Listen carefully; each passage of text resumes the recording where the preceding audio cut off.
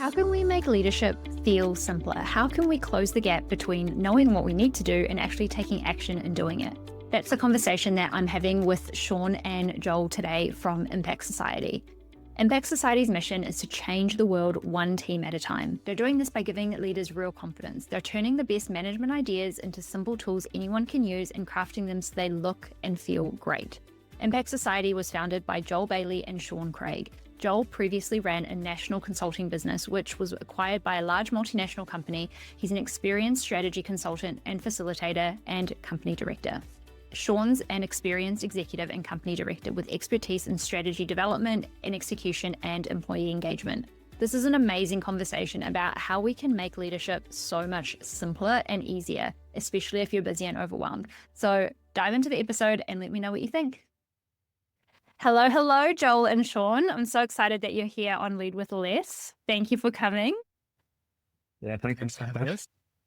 It's been a little time in the making, actually, since Joel and I first connected and since I started playing with the Daily Acts of Leadership card decks. I'm really excited to have you here and talking about this whole concept of what you've created and how it can really benefit the leadership world. So again, thank you so much. To get us started, please share how you started Impact Society, like what brought you here and why you wanted to make leadership simpler and easier for people. So I can provide some background on that. Joel and I used to work together at a bigger company starting about 10 years ago. And I guess we're both in management roles and certainly for me, as I went on my management journey, I just discovered how unnecessarily complicated management and leadership was. And I think that just so many people get pushed into management roles either through blind ambition, which is part of what I did. I'm like, oh, well, that's what you're supposed to do. You're supposed to become a manager. Other people get dragged into it by their boss, and invariably because we're all good at what we're doing before. But we might be good at being managers and leaders, but often the skills don't translate.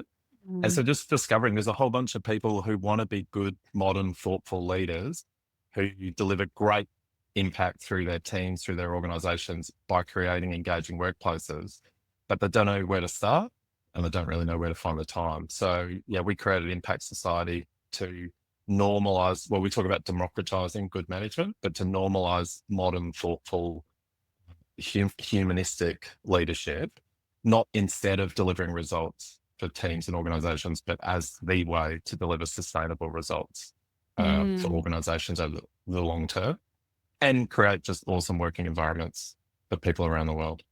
I particularly love what you said about sustainable, because I think that's one of the things that really catch out new managers or new leaders is they go gung-ho and, they try and be great and do all these things and try and get everything perfect, but then that doesn't become sustainable over the long term. So I really love that. And I do love the democratizing leadership because I think it can become so convoluted and noisy and loud and you miss just like the real basic principles of what it means to lead well.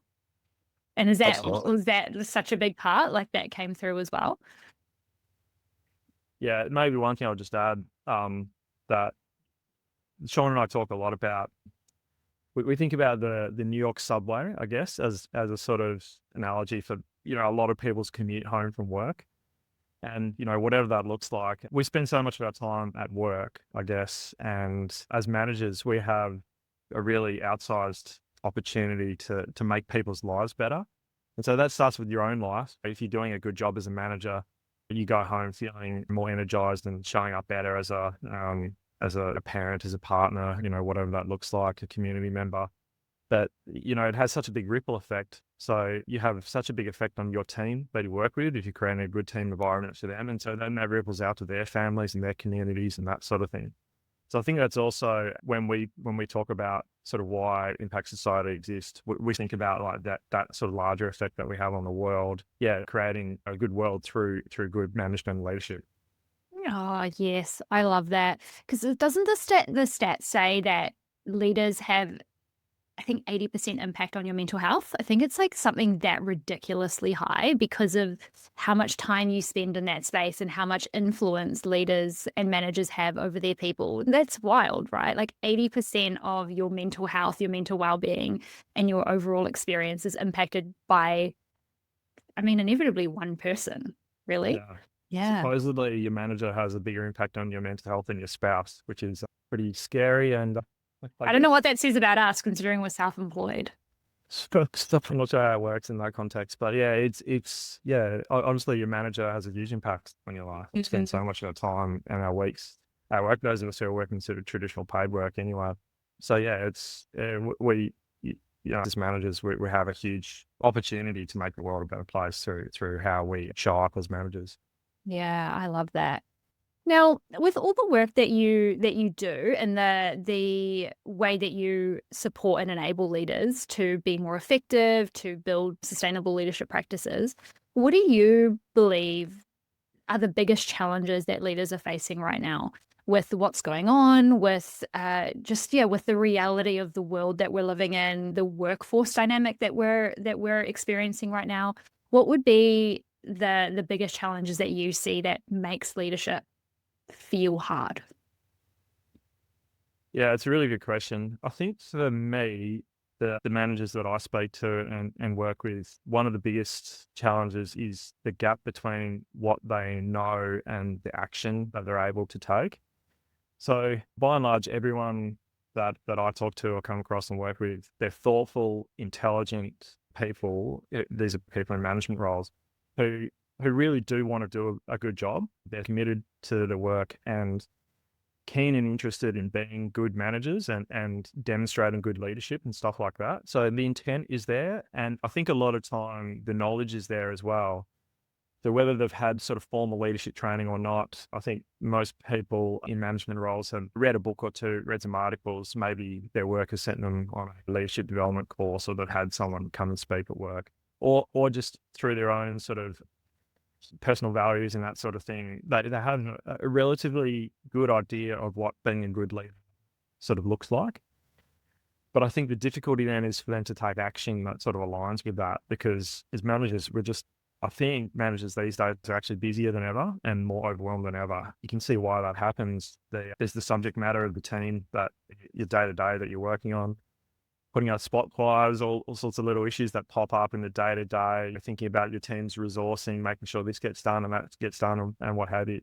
So we have this sort of higher order bucket of things that we call leadership that often managers have a good intent around it and want to do it, but just don't get around to it, I think is a big part of that. And then there's also, I think, I suspect it's just to do with a little bit of the psychology around the fear of failure and that sort of thing. That, as Sean touched on, most managers have maybe 4 or 5 years of formal training in, if it's more, whether it's a trade, and it might be a plumber, a mechanic, or whatever, or in more sort of white collar jobs, whether a doctor, an engineer, or whatever. That's where your training is. So most of us haven't had a lot of formal training in management.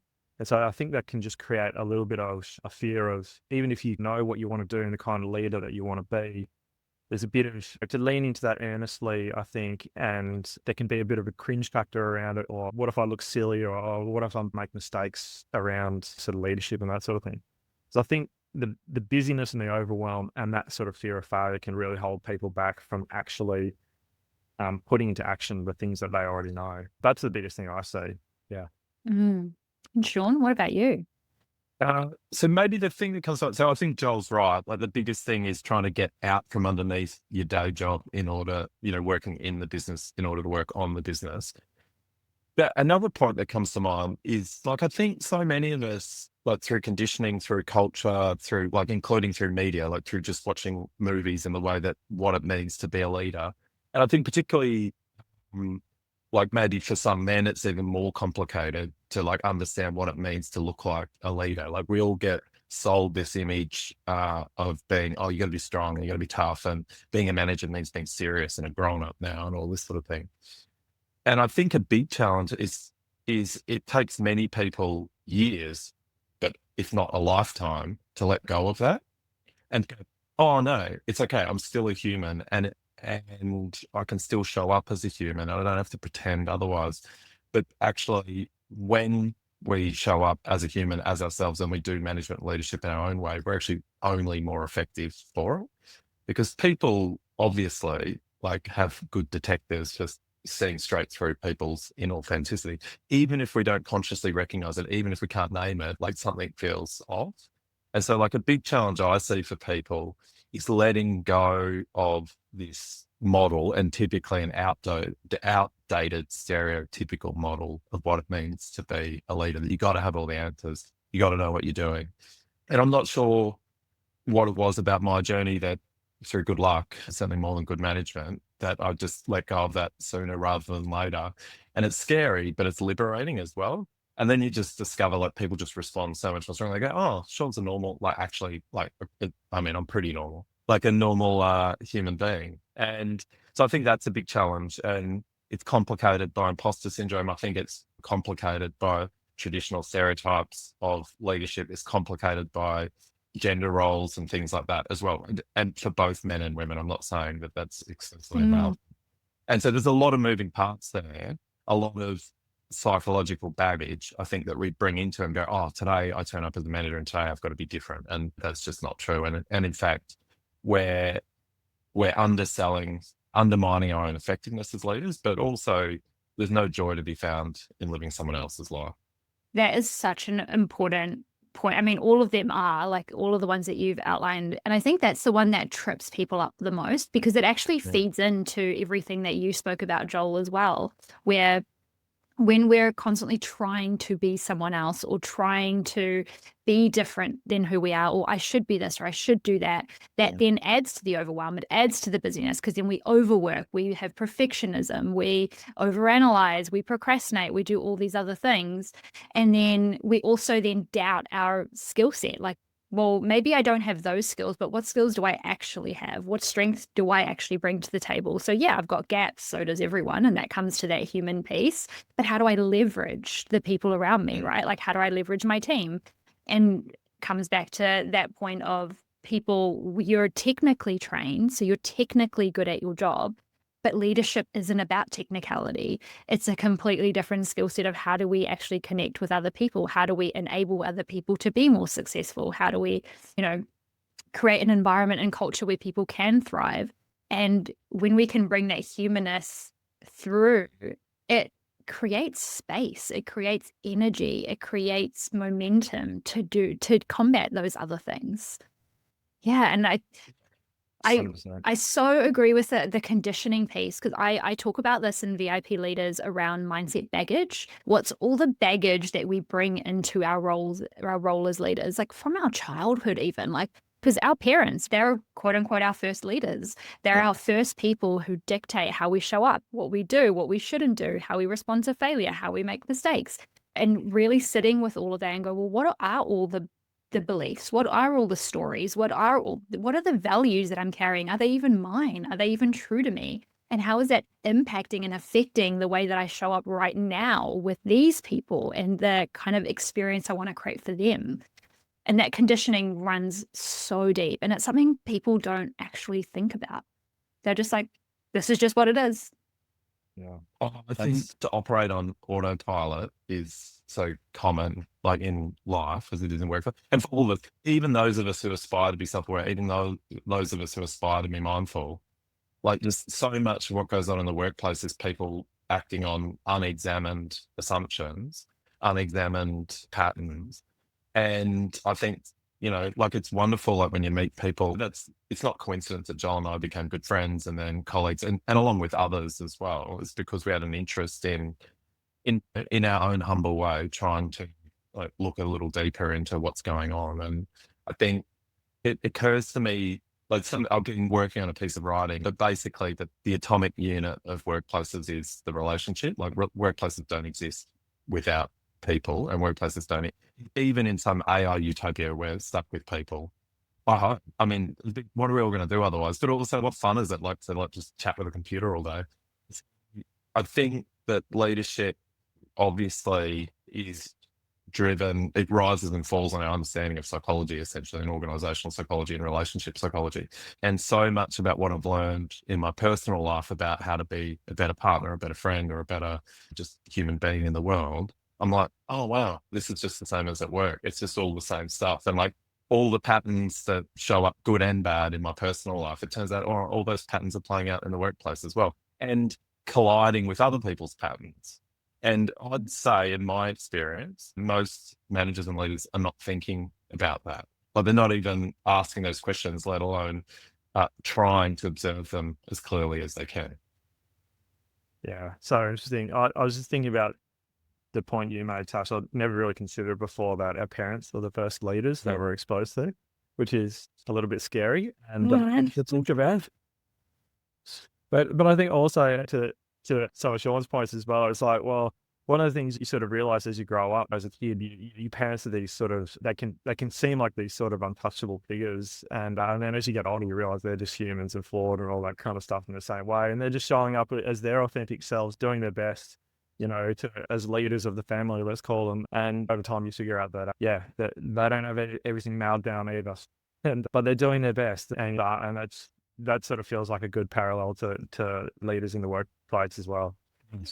Yeah, I'm constantly being challenged with that. And my son is 3.5, and man, it's like I'm showing up with him like at home, and I'm like, how can I do leadership coaching when I can I'm barely hanging on, I'm barely holding myself together with a frayed thread. And it's like my emotional intelligence is out the window today. I'm not regulated, but I bring that realness into so much of what I talk about, because that is just the reality of being a human in this experience, right? You could have all the theory, you could have done all the training, you could have all the resources, the card decks, the prompts, the whatever, and you're still going to have emotional experience, because we're emotionally driven first. And that's again coming back to that acceptance of the humanity part of leadership. If we can bring that through what we do, we will by far be more effective. I mean, we can all remember the crappiest leaders that we've had, right? And they are often the least emotional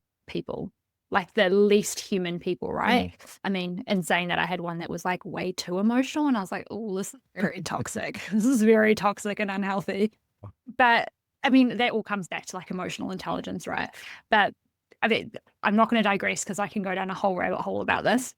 In all of those challenges, I absolutely agree with all of the challenges that you've spoken about, and that's come through in all of my work as well, which is positive, right? Because it's common, right? It's the common experience that managers are having. Also challenging, because it's why is it not getting any better? But then we're dealing with humans. How does your card deck, Daily Acts of Leadership, I love the card deck, I play with it all the time, I use it in my leadership programs. How does this help to solve those challenges, or how does this help leaders to navigate these challenges? So maybe share a bit about the card deck first, and then talk about how you see this card deck being a great supporter or solutioner, I know that's not a word, for these challenges. Sure. Yeah, I might jump in first. I've got one here, so I don't know quite how to get this in front of the camera as a prop. So this is, as you say, Daily Acts of Leadership. It's one of our products that impact society. I think in the inception of it, Sean and I had been talking about it for quite a while before we actually started building it, I guess. And we had this concept of leadership a bit like a muscle or physical fitness. So if you bear with me, it's a bit of a dodgy analogy, but I think it works. Let's say someone who doesn't run regularly, you're a runner, Tash, so you'll get this one. If you explain to them the idea and the concept of running a marathon, I think most people get it, right? It's most people know how to run, and to run a marathon, what you simply have to do is keep doing it and don't stop for quite a long distance and quite a long time. But if you actually expect someone without any training to walk out tomorrow and run a marathon, there's no hope. They're going to hurt themselves. They're not going to finish. So whatever that looks like, they're going to fail at that. So we were thinking about leadership with that similar sort of analogy, that it's similar to a muscle or physical fitness. And if you expect people to show up in the big moments with leadership presence and leadership capacity and capability, when they don't have any sort of practice around that, where it's not something that they're working at like any other skill, that there's no surprise that they're going to fall short in those sort of big moments. And that's where we came up with this concept of daily micro actions of leadership. And that's what we've designed the card deck around. And it also hooks into the things we were talking about before with the challenges that leaders face around being overwhelmed, super busy, roughly knowing what they need to do, but struggling to take action. So the card deck has 52 cards in it, and each one of them has a small action. They all take less than 15 minutes, and most of them take a lot less than that. And most of them you can get done in a couple of minutes a day. And they hit upon the sort of key areas of leadership theory and practice. So it's a combination of the things that we've learned and the things that we've tried out in our own sort of management roles and found to be effective. And so every day, imagine a manager sitting down to start their day of work. They can pull one card out of the deck. It doesn't require any special sort of knowledge or information. There's no pre-work or anything they need to learn before they can put it into action. They can just do it. And they can either do it right then in that moment and get it done and then go on with the rest of their day. Or if they don't want to do that, schedule it in and just find a 5 to 10 minute slot, 15 minute slot every day to just do that thing.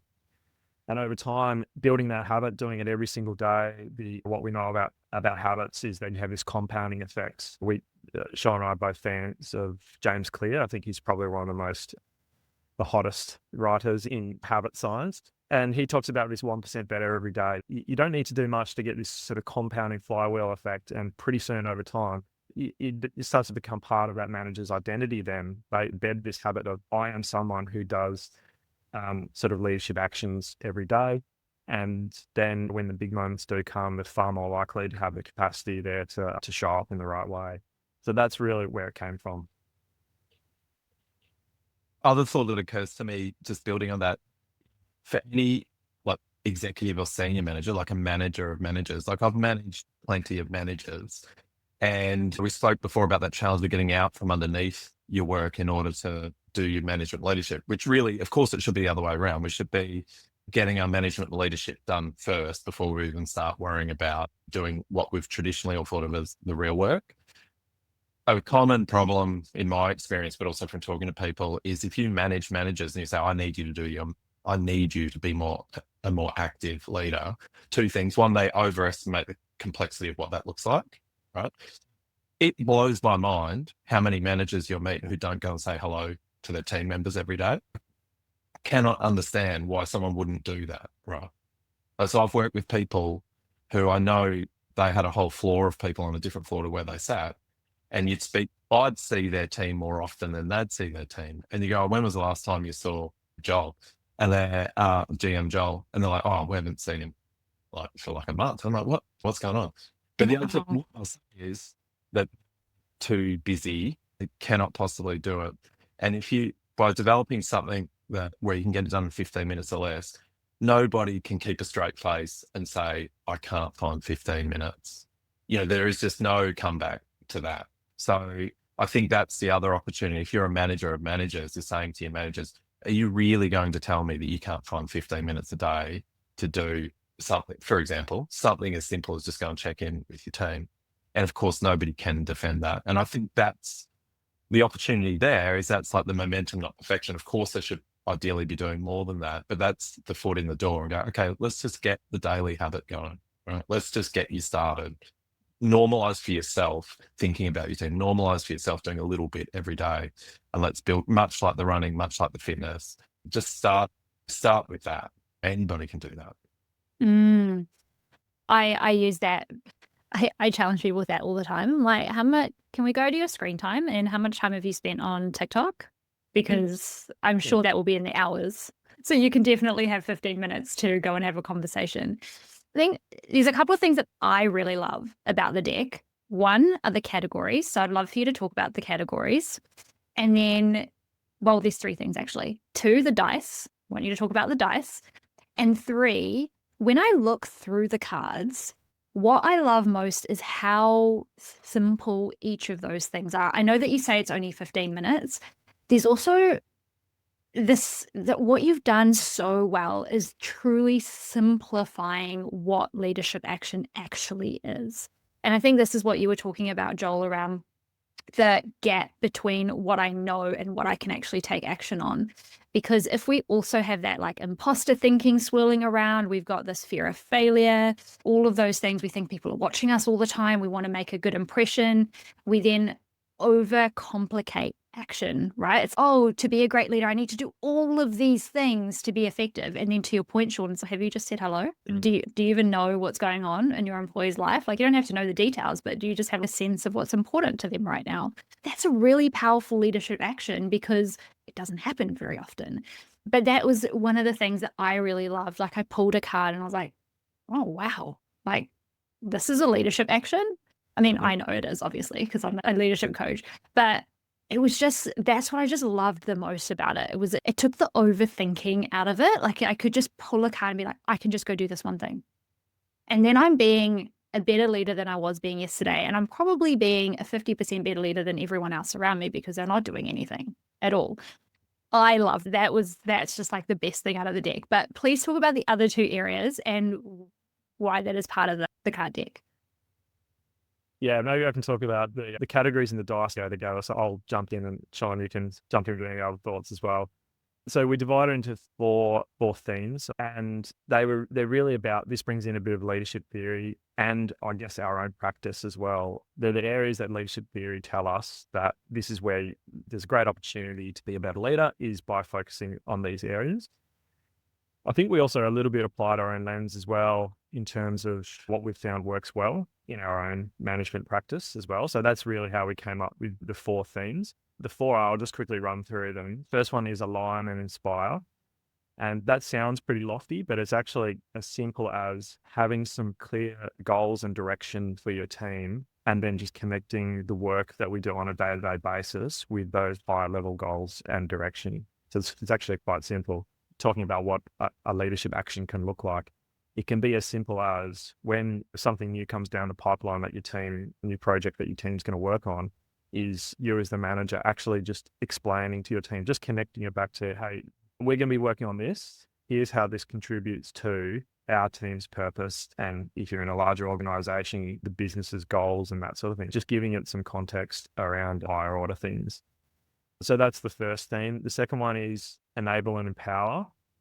So this is just around making sure your team's got the things they need to do their work easily. So make sure they've got the right tools, systems in place, and to the extent there's any roadblocks or friction, your part of your job as managers to try and remove those and just make your team's job easier anywhere you can.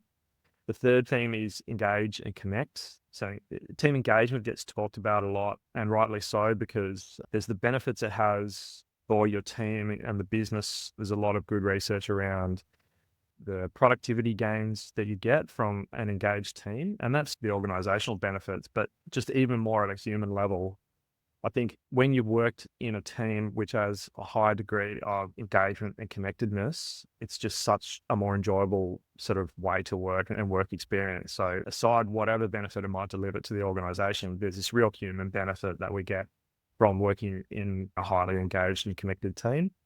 And then finally, the fourth theme is around growing and developing, grow and develop. So about you as a manager understanding and helping each of the people in your team to develop in the roles that they're in. But it also goes a little bit beyond that, and that's around understanding where they as individuals might want to go in their career.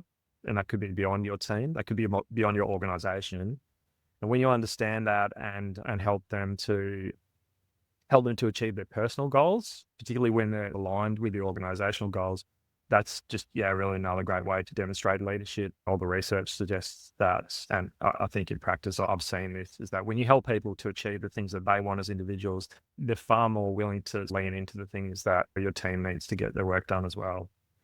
So those are the four themes, and I have the dice here. So the dice is connected. Each of the themes, we've color-coded them, so they've got a colored symbol. And we've got them on the dice also with, there's a question mark and an asterisk. And the idea with the dice is to randomize things a little bit, because I think it's a Patrick Lencioni saying around, we all like to look where the light is better. So as managers, it's really easy just to lean into the things that we feel comfortable. So there'll be some of those things where you already feel pretty comfortable, and look, it's not the end of the world if you continue focusing on them, but ideally you spread out into those other themes a little bit and make sure you're spreading your efforts across them and not just continually focusing on the areas that you feel more comfortable. So the idea is you roll the dice, that'll pick your theme for the day. You select one card from that theme and then just get on and do it. The asterisks and the question mark, we think they're pretty interesting. One of them is for just picking one that you feel like doing, whatever theme, just wherever you feel comfortable, whatever you feel like doing, say, you do that. And the other one is for getting someone else to pick the theme for you, which is, I think, can be quite informative, actually. If you get a random team member to pick the card for you, it probably tells you something about what others think you should be focused on as well. So that can be pretty interesting.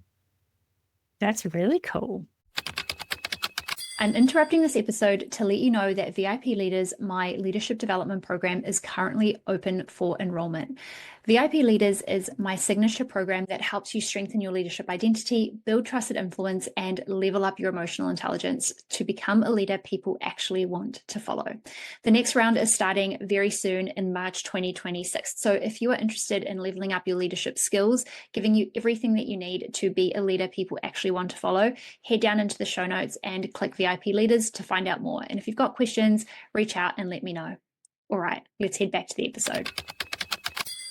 There's another mode that we envisage too, like I was speaking before about managers who are managing managers.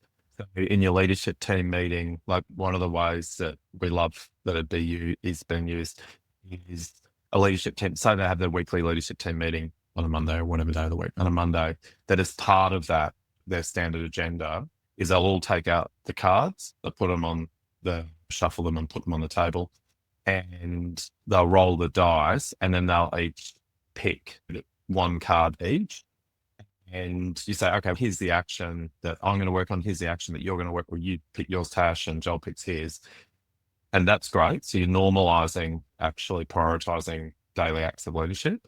And then you start the next week by checking in on, here's my experience of focusing on this action for the last week. Here's what I learned about what works and doesn't work in our context, not in some other organization, but in our context. This is what I discovered, learned that this is what I discovered about practicing that habit. And that doesn't just normalize conscious acts of leadership. It also normalizes shared learning. So saying, hey, here's what I learned and what did you learn?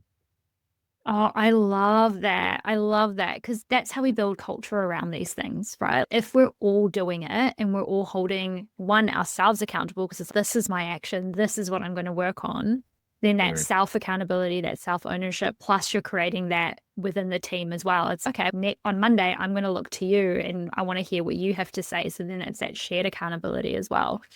That's such a great way to bring it in for someone who maybe before I go into that, I love the areas. The 4 themes, spot on, and such a good way to think about all of those things and then how you actually practically apply them. Because even if you go to a leadership course, they're not going to necessarily cover an action for every single thing that you can do. So that is such a great additional resource to have. And that's why I use it in my programs. I'm like, this is just amazing because I'm not going to necessarily be able to think about all of these actions. And Joel and Shaw have done all of that for me, which is great.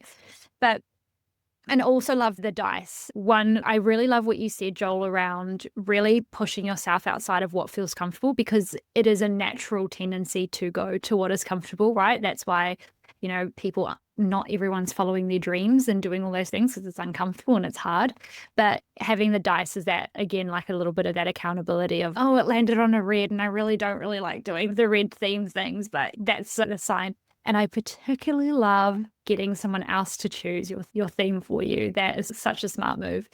But going into actually supporting people to use the card deck. So I love card decks. I've got quite a few. I use the emotional culture deck, things like that. But it also just falls to the wayside. I don't necessarily do it every single day. And I know that's my own challenge that I need to work through. But what would be some of your ideas or tips that you could offer maybe someone who isn't a manager yet at all? So this is like an aspiration for them. They want to step into management. How could they use these cards? Maybe someone who's in the early stages, they are overwhelmed, they are busy. How can they bring this into their practice? And I really love your tip already about if you are experienced, you are on a leadership team, bringing that into your regular meetings. So maybe just those first two, because that tends to be a lot of where my audience is. It's up and coming, want to get promoted. And then in those first 5 years where they're really finding their feet, they're overwhelmed, they're struggling, how can they use this deck in the best way? And maybe some additional tips around if they don't think they can commit, quote unquote, or they fall off the wagon, things like that. Yeah. Yeah, I'll just jump into some immediate thoughts. Particularly, I think with those aspiring leaders through to early stage managers, I think the cards, most of them, even someone who's not in a management position will find them really doable and relevant and that sort of thing. Like the action Sean talked about, like just simply going around and talking to the people in your team every day. That's a way that you can start to demonstrate that you're ready for a leadership role, I would say, is starting to do some of these kind of leadership actions and demonstrate them. That thing around connecting the work that you're doing to a higher order purpose and the organization's goals or that sort of thing is something there's plenty of those actions which would translate perfectly to someone who's not yet in a management position. Even the way that you write an email to your boss, let's say, or to someone else in the organization, and if you open with something which connects what the subject matter is about to why it's important to the organization, that's a great example. That is a leadership action, which I think, as we've been talking about, it's really easy to underplay how important that and effective that can be to do things like that. So I think for an aspiring manager, they're just as relevant for someone who already is in a management position if, they want to start demonstrating some, that they're ready and start building that capability. Around people who, like, some tips around just getting some practice in and using it and some consistency. Look, I think, like, as we mentioned before, I'm really quite interested in habit science as well, and mentioned James Clear before. And we've tried to design some of those principles into the daily acts of leadership. Off the top of my head, just some of them around making it simple. So if you want a habit to stick, it has to be simple. So we've made the cards really simple, making it satisfying. And I think one of the other ones is making it obvious. So I think maybe I'll just talk about that for a moment. Is one of the simplest tips I would say is just leave the card deck on your desk. So every morning when you come into work, and we designed it it's colorful, it's eye-catching as well. So you sit down at your desk, the card deck is there, it's obvious, so you don't forget to do it. And there's other sort of techniques around that as well. Probably another one which comes to mind is around habit stacking, which James Clear talks about quite a lot.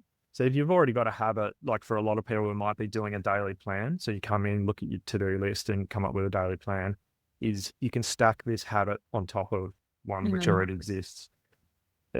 Approach it as a habit that you do every day after you write your sort of daily to-do list or something. Or it's the first thing on the to-do list. Every day it's the first thing that you tick off. Yeah. Yeah. So I think people James Clear is awesome around ways to create habits that stick. We've tried to design as much of that into the card deck as we can, and he's probably just got a lot more other advice, which I think would apply. But yeah, that make it obvious, and I think habit stacking, attach it to an existing habit you have, are probably some pretty powerful ones to make it stick. Because, no doubt everyone has a recurring habit, right? Like whether it's going to get your coffee, whether it's turning on, everyone needs to take their laptop out of sleep mode, right? There's things that you actually do every day that, again, what we were talking about earlier, Sean, around like the autopilot, just the unconscious patterns.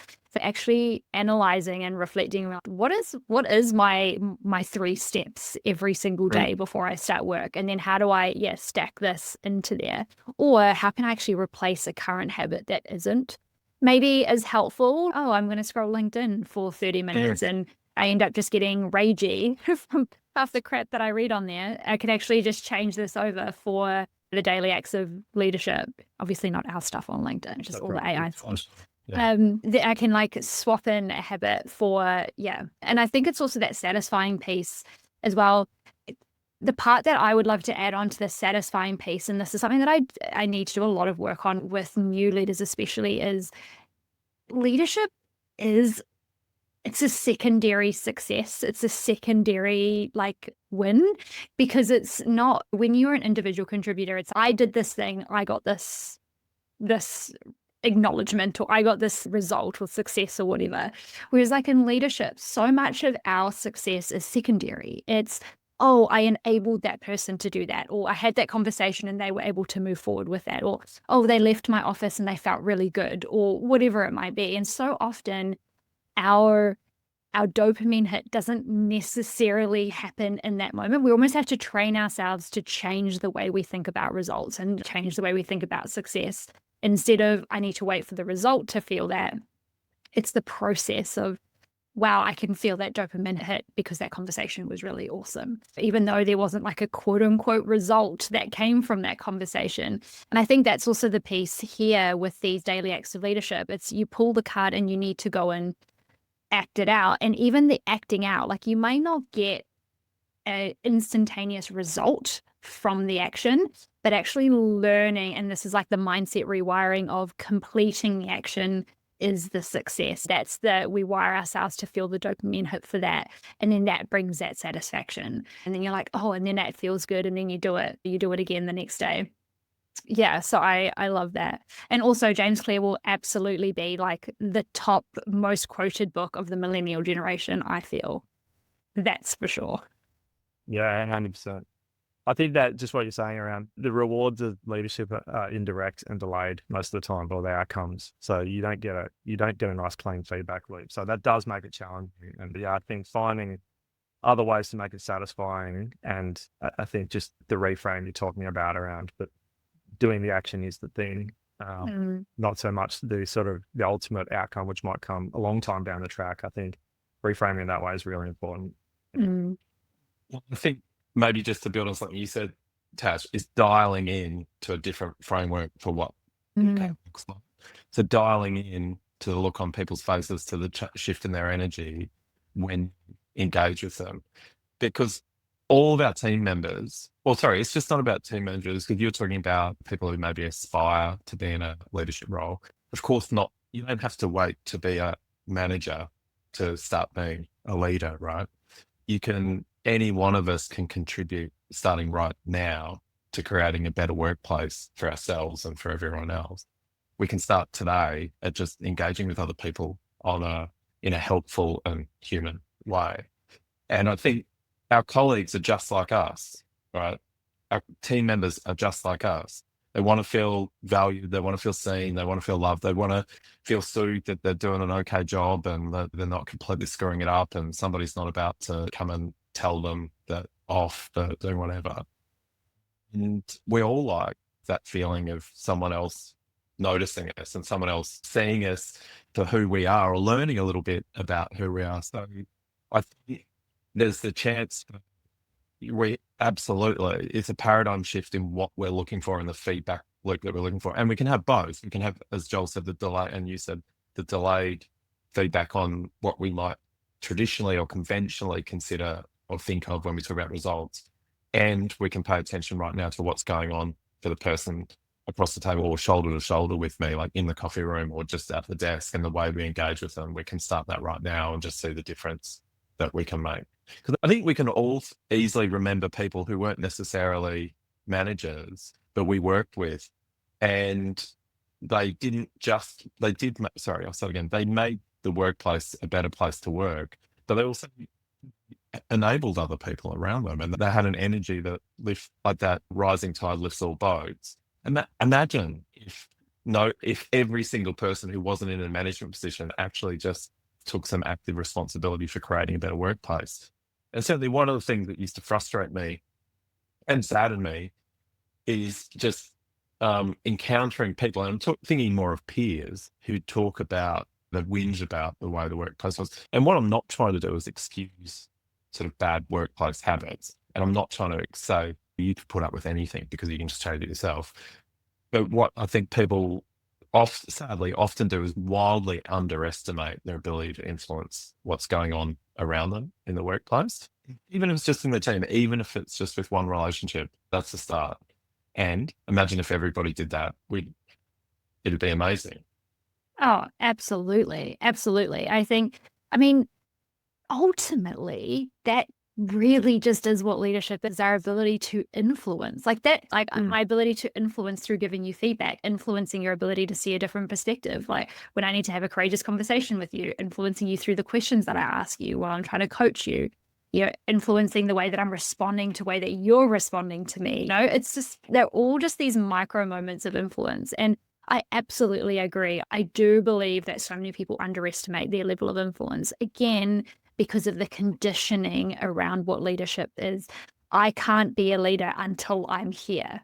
I can't be a leader until I have this job or this title or whatever else. And so then we fall victim. Maybe it's too strong a word, but we fall like almost powerless to our ability to change. And I think there's two aspects of this, like what you were saying, Sean. There's taking accountability and responsibility of our own experience. How am I showing up? How am I reacting and responding to what's happening around me? Where am I taking control with what's within my control? Where am I standing up where I need to stand up?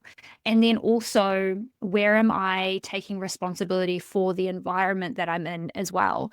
Because so often we like, oh, but this is just what the company is, or this is just what the team is like. Yes, and it's, well, how are you actually showing up in that environment? Are you enabling a lot of that by just never saying anything and just being complicit and compliant with that? Or are you being true, again, coming back to what we were saying at the beginning, being true to who you are, being true to what you value, and practicing that courage, right? To be able to be the creator of your own experience, if I don't want to get too philosophical and altruistic about it. But I mean, that's ultimately what it is, right? Because as much as everyone influences all the time, regardless of your position, regardless of where you are, but are you doing that intentionally? Are you doing that from a place of purpose of, this is how I want to show up? This is the person I want to be. This is the experience I want people to have when they interact with me.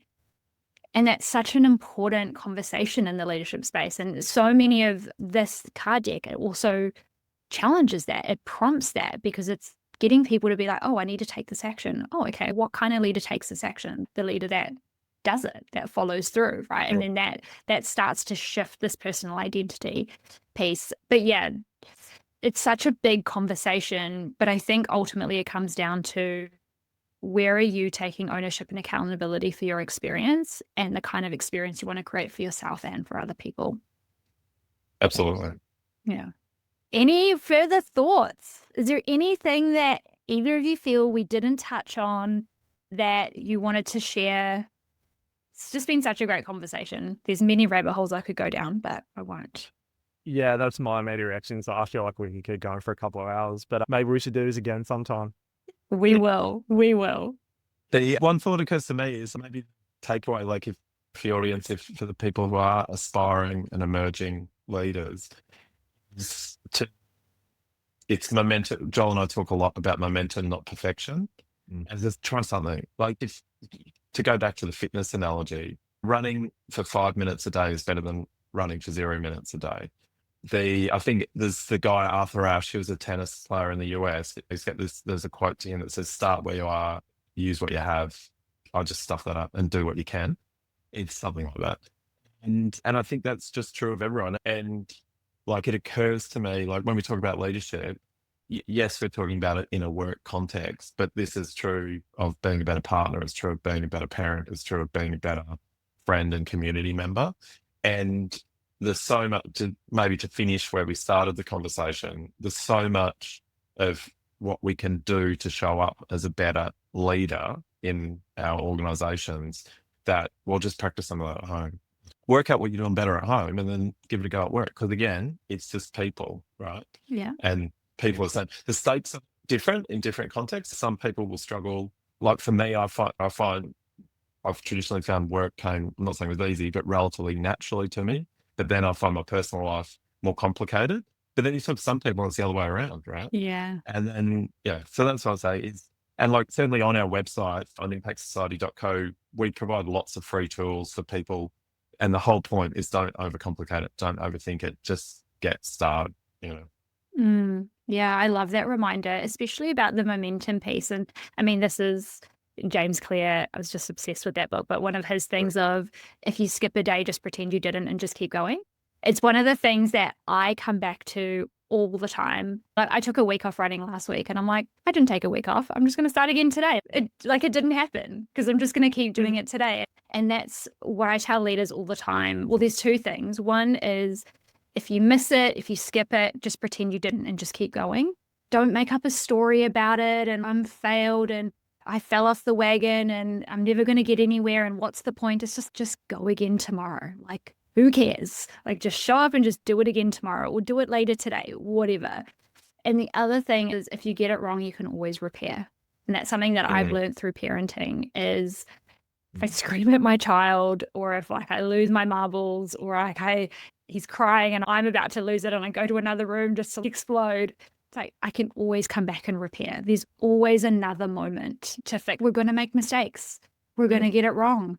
I think that's the other thing for especially new managers and even like really experienced leaders who want to shift how they show up. It's you're going to get it wrong. You're going to stuff up. Like you're going to say the wrong thing, but don't let that be the reason you don't say the thing at all. Don't let that be the reason you don't give it a go. You don't try. It's like if it goes wrong, you can stop, go away, reflect and repair, right? It's like we always have that opportunity. Sometimes they may not engage back in, but again, it's like, how am I showing up in this? What am I doing there? So yeah, I really love what you said there, Sean. Also that practice, like practice in all different environments. If there's one environment that feels easy, take what feels easy about that. How can you translate it? Because it's all transferable. As you say, it's all people. And what I say with people in leadership as well, it's if you've got kids, just deal with it the same way because you're dealing with the kid in the adult body. You're not actually dealing with the 43-year-old adult. You're dealing with the 7-year-old adult that's reacting to you right now. So that often it's a good reminder to be like, oh, okay, I don't have to be a completely different person. And you shouldn't. Absolutely. Yeah. 100%. Any last thoughts, Joel, before we finish up? Nothing from me. I could go on, but I'll hold off. Thank you so much for this amazing conversation, Sean and Joel. Where can people find you? If they want to connect with you, they want to find your work, where can they find you so we can pop that in the show notes? So people check out impactsociety.co. They can find all our free tools there, but they can also find Daily Acts of Leadership, the product. And for anyone who's interested in just checking it to try before you buy, there's a free version that you can download through the website. So on impactsociety.co.